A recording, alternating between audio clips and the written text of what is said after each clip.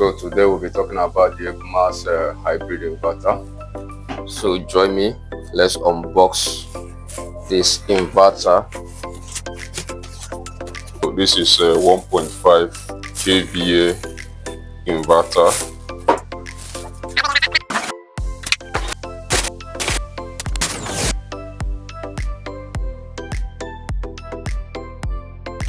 So let's look at the features right here. This is a 24-volt inverter. So the minimum you can use if you're using a tubular battery, the one you can use to connect it is a 2 tubular battery if you're using a tubular battery. And then it is a 70 amps DC input, AC output 230, 50 or 60, 6.5 amps, right?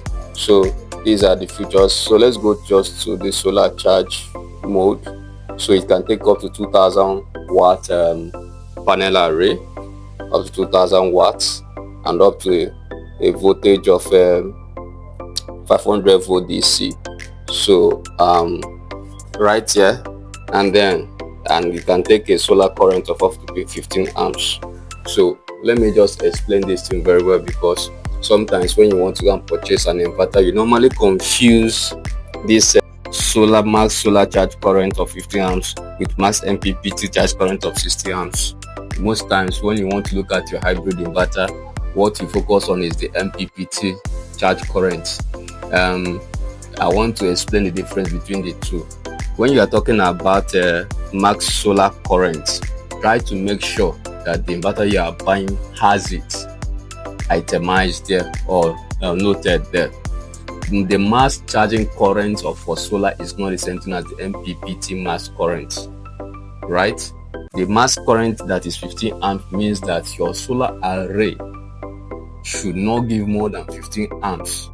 It means no matter the number of panels you are using, provided it's not exceeding 2000 watts, it should not exceed 15 amps.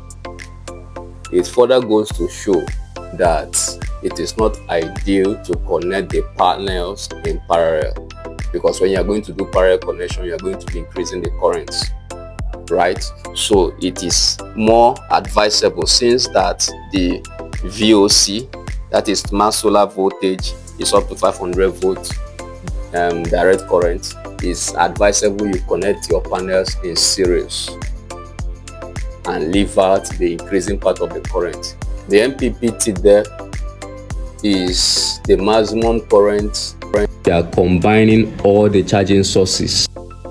Going to be charging through your grid system, whether it's going to be charging through your panel array, whatever system you want to use to charge your batteries in this hybrid system, the sum of it, the total current that enters here, should not exceed 60 amps, not just from one source, but the total sources.